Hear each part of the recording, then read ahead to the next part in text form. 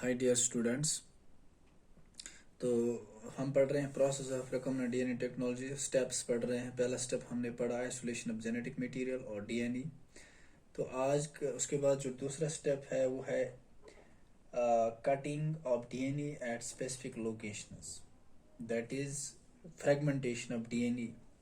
तो दूसरा स्टेप जो है वो है स्टेप नंबर 2। स्टेप नंबर 2 है ये, that is actually cutting of DNA at specific locations, right? या हम इसको ये भी बोलेंगे, it is also called fragmentation of DNA. Fragmentation of DNA. तो डीएनए की फ्रैगमेंटेशन हम करते हैं।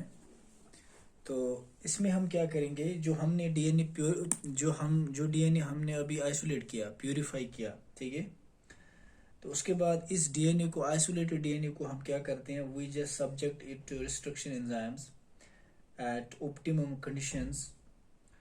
एंड तो उसके बाद जब हम देखेंगे, जब हम रिस्ट्रिक्शन एंडोन्यूक्लियस पे लगाएंगे, अप्लाई करेंगे, that particular restriction endonuclease will make cuts at specific sites which are called recognition sites or palindromic sequences, and we get desired fragments of different variable lengths. तो हमें मुख्तलिफ किस्म के जो है फ्रैगमेंट्स मिलते हैं, और वो हमें इस तरह भी मिलते हैं जब हम उसको, उन फ्रैगमेंट्स को पास करते हैं इलेक्ट्रोफोरेसिस के थ्रू, जेल इलेक्ट्रोफोरेसिस पे।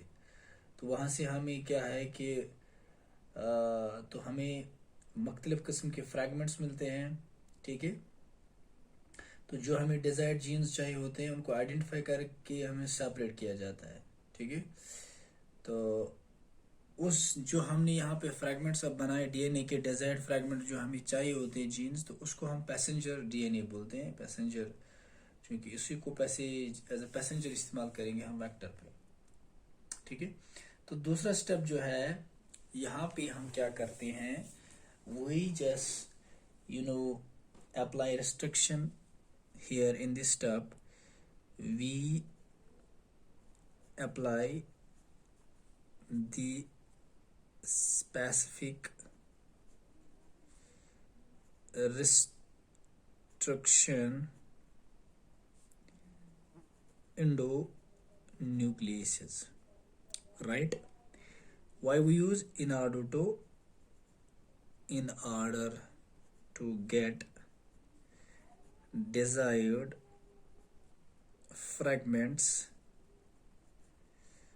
of DNA or desired genes.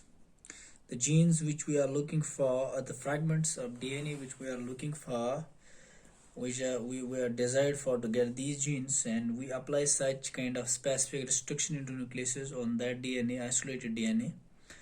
Finally, we will get desired genes and fragments of different lengths. But these desired fragments will be, they will be separated on gel electrophoresis. They are just subjected to gel electrophoresis.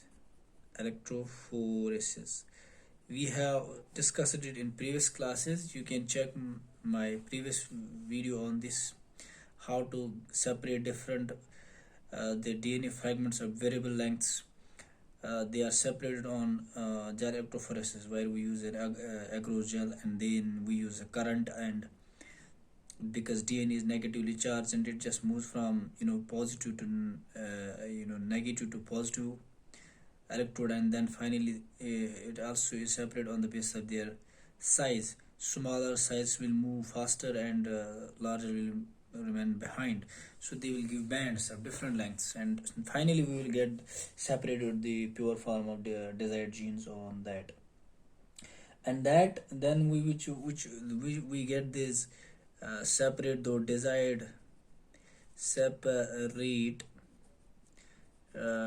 desired genes, right?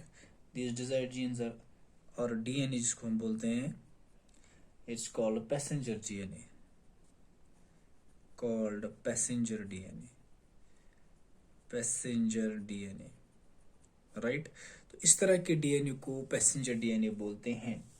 तो हमें क्या जो है दूसरे step में क्या कर रहा था, we have to cut the DNA at specific locations. Those locations, you know already, they are called recognition sites, and or we get these fragments of DNA. We apply restriction endonucleases to the desired, to that DNA which we have isolated in the first step, and then उस restriction endonuclease से क्या होता है कि वो उस specific sites पे cut लगाता है। तो हमें different फ्रैगमेंट्स मिलते हैं डीएनए के, डिफरेंट फ्रैगमेंट्स हम कह सकते हैं जीन्स भी मिल सकते हैं। तो जिस जीन की हमें तलाश होती है उनको फिर उसके बाद हम सेपरेट करते हैं इलेक्ट्रोफोरेसिस पे। तो जो डीएनए हमें separate form, pure form of gene मिला है, जिसको हम डीएनए या जिसको हम पैसेंजर डीएनए भी बोलते हैं, क्योंकि इस डीएनए को हमें अब वेक्टर में डाल देना है। तो दूसरा स्टेप था fragmentation of DNA by restriction into nucleus, ठीक है, या आइसोलेशन ऑफ, हम कहेंगे cutting of DNA and then isolation of DNA, those fragments. तो आइसोलेट हम पहले किया, तो ये डिजायर डीएनए की, तो हमने इसको फ्रैगमेंटेशन किया, कट किया। उसके बाद हमारा जो थर्ड स्टेप है वो है कि इस डीएनए को हम क्या करेंगे, इसके बाद हम इस डीएनए को, डिजायर्ड पैसेंजर डीएनए को वेक्टर में ट्रांसफर करेंगे या लाइगेट करेंगे। तो हमें इसके लिए क्या चाहिए होता है, we need another, in another step we use a vector. उस वेक्टर में हम क्या करते हैं कि उस वेक्टर में हम वो डिजायर्ड जीन ट्रांसफर करते हैं, इंट्रोड्यूस कर देते हैं, ताकि हमें एक उसके लिए व्हीकल बने, ठीक है। तो थर्ड स्टेप जो है वो हम देखेंगे इसमें क्या है,